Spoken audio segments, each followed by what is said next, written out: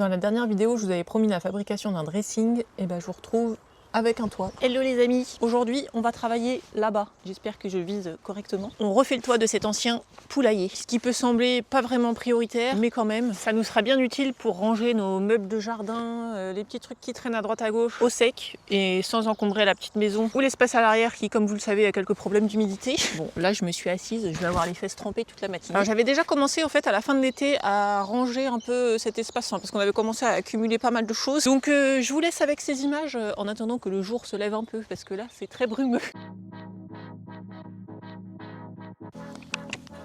On avait lancé ce projet à la fin du mois de septembre, mais on a eu quelques rebondissements. On a validé notre commande de bac acier le 17 octobre, très précisément, en pensant le recevoir pas trop tard après. Mais un mois plus tard, on reçoit un mail du revendeur qui nous informe que le râle qu'on voulait n'existait finalement pas dans le profil de tôle qu'on souhaitait. On a dû donc modifier notre commande. Et comme mi-décembre, on n'avait toujours pas de nouvelles, je pensais qu'on ne serait livré qu'après les fêtes. Sauf que je reçois un mail le vendredi 19 décembre nous indiquant qu'on peut être livré l'après-midi même. Alors j'étais assez épuisée à la fin de l'année, donc j'avais prévu de ne surtout rien faire ce week-end-là. Mais bon, on va dire que le destin en a décidé autrement, et aujourd'hui je suis vraiment très contente qu'on ait pu faire ce toit avant les fêtes. Tout ça pour dire que j'avais commencé à nettoyer cet espace de tout ce qu'on y avait accumulé en prévision d'une livraison de bac acier beaucoup plus tôt dans l'année.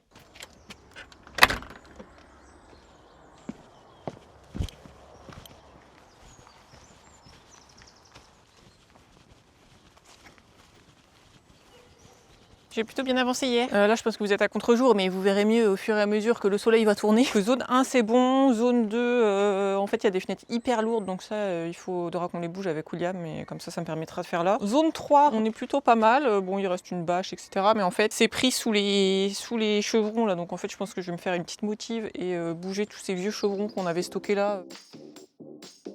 Regardez-moi cette petite façade au soleil, si c'est pas beau.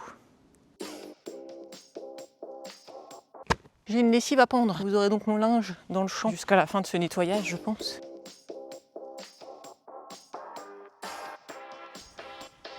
Ok les amis, c'est pas encore parfait, mais on commence à y voir un petit peu plus clair. Et à la fin là, j'avais oublié qu'on avait des bastins, des trucs comme ça. Donc ça, je pense qu'il faudra qu'on le fasse à deux.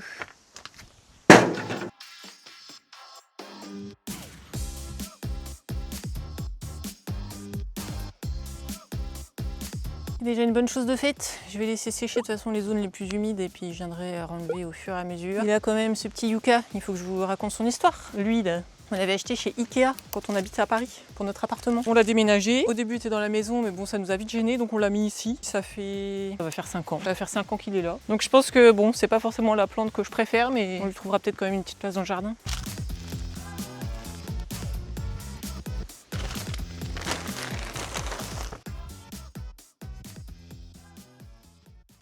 Bon alors pendant que William commence à ramener des chevrons, moi je vais finir mon déblayage au centre là. Histoire que ce soit, voilà, c'est tout. Histoire que... Bon, il y a les fenêtres de 3,50 tonnes là.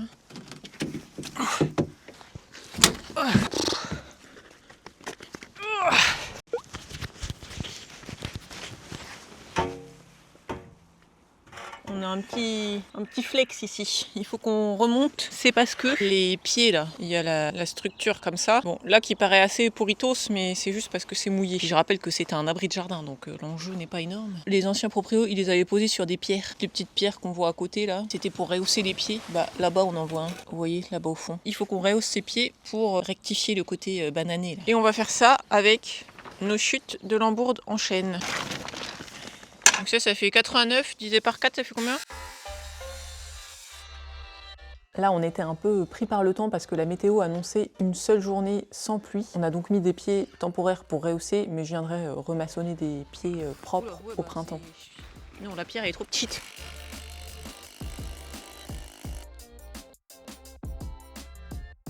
Bon alors on va reprendre nos mesures parce qu'en fait on a... Oui je crois que je vous ai pas dit d'ailleurs, on va mettre du bac acier mais on a changé de couleur. Bref, on a 10 plaques d'1 mètre. Donc en fait on va sans doute dépasser un peu au bout. Comme ça nous fera un petit abri supplémentaire. Mais du coup il faut qu'on place les chevrons en conséquence. On va mesurer, voir ce que ça donne.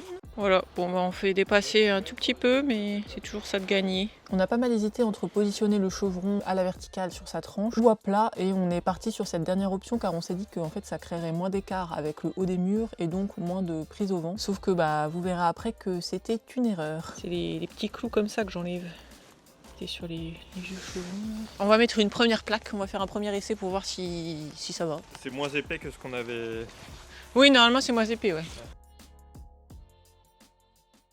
Les amis, c'est la reprise. On a fait une petite pause déjeuner. Après, une grande réflexion sur la première plaque. Parce que la première plaque, c'est toujours la plus compliquée. Surtout en rénovation, parce que il faut pas partir de travers. On va plutôt s'aligner sur le mur du fond. Parce qu'en fait, à l'intérieur, on n'est pas du tout sûr là que les murs soient perpendiculaires. On pense que non, d'après nos mesures. Le risque, c'est que on soit de travers comme ça, quoi. Donc, on s'aligne au fond.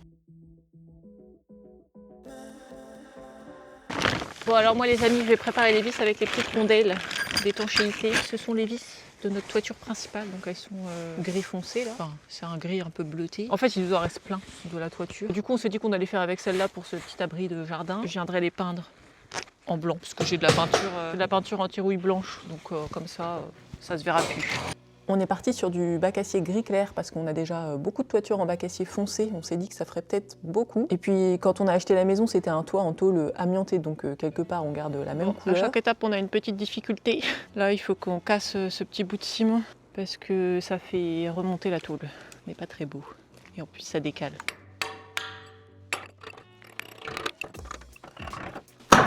Ah! Bon, bah là, c'est bon. Ouf.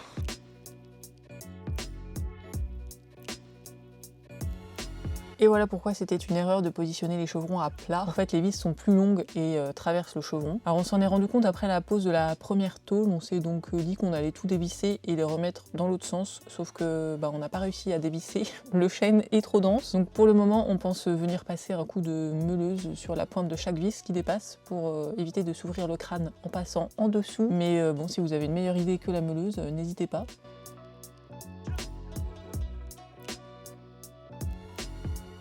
Test. Je suis dégoûtée les amis, j'ai l'impression qu'il n'y avait pas de son sur la vidéo. Alors que je vous avais fait plein de petites remarques sympathiques. Et là, il y avait une énorme averse, donc on s'est dit on va faire une pause chocolat chaud. Bon, en fait c'était infusion cacao. Il faudra que je vous parle de cette infusion cacao qui est très très bonne. Bon allez, William arrive.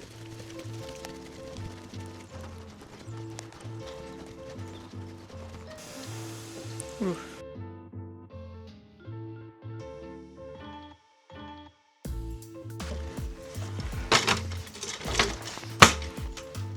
C'est où les trucs? Donc je m'aligne avec celle d'à côté. Hein.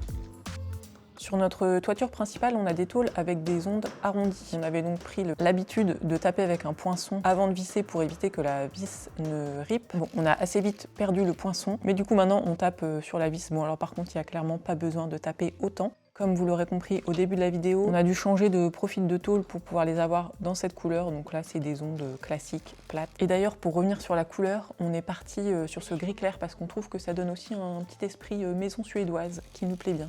Ok, bon bah c'est parti pour la dernière plaque. Ah oui, alors... Quoi? Ah oui, oh là là, c'est toujours les petites étapes. Bon, on avait oublié, on doit rallonger un peu les chevrons là sur le côté.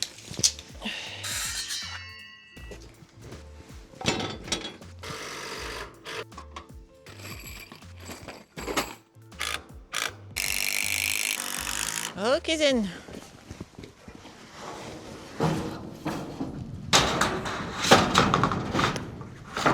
Bon les amis, je ne sais même pas si vous me voyez, mais on va s'arrêter là parce que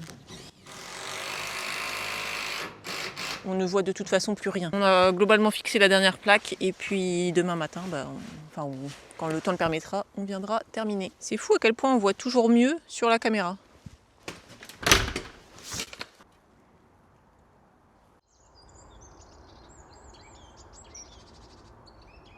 Bon et ben les amis, on est très contents de ce petit toit blanc. Enfin c'est gris clair. Et même je vous disais que j'allais peindre les petites vis en blanc, mais en fait non. J'aime bien comme ça, le petit contraste. Du coup, hier soir, on n'a pas pu terminer le bord parce que l'escabeau était trop petit et qu'il faisait noir, donc je vais aller chercher l'échelle. Comme ça, on pourra finir ça dans la journée. Bon bah pour le coup l'échelle c'est un peu haut. Ça commence à sécher à l'intérieur, c'est cool. Very good. Et en fait après, donc là il y a une porte. Donc l'idée ici c'est de faire un petit chemin. Là j'ai planté des cassis je crois, que m'avait donné le voisin. Et donc là il faut imaginer des petites marches en pierre pour accéder au terrain du bas. Mais bon là il faut que je dégage un petit peu. Et me voilà vers vous. On a aussi prévu de faire un habillage pierre sur le mur où est posée l'échelle. C'est pour cette raison qu'on a fait dépasser le toit. Mais à la fin du projet, il sera en réalité à ras de ce mur en pierre. Donc il n'y aura pas cet effet de toit champignon qui personnellement ne me plaît pas trop. Je vais quand même sortir ce yucca qui le mérite. Hop, mettre là en attendant. Bon, il n'y a pas l'abri qu'il soit tombé là quand on revient, mais...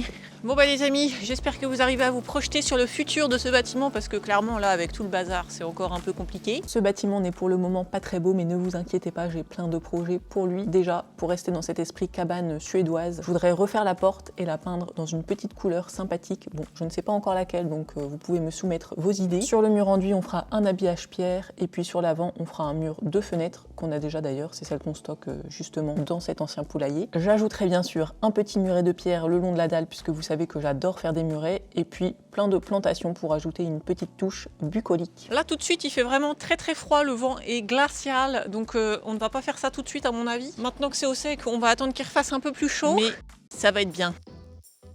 Et surtout n'oubliez pas de vous abonner.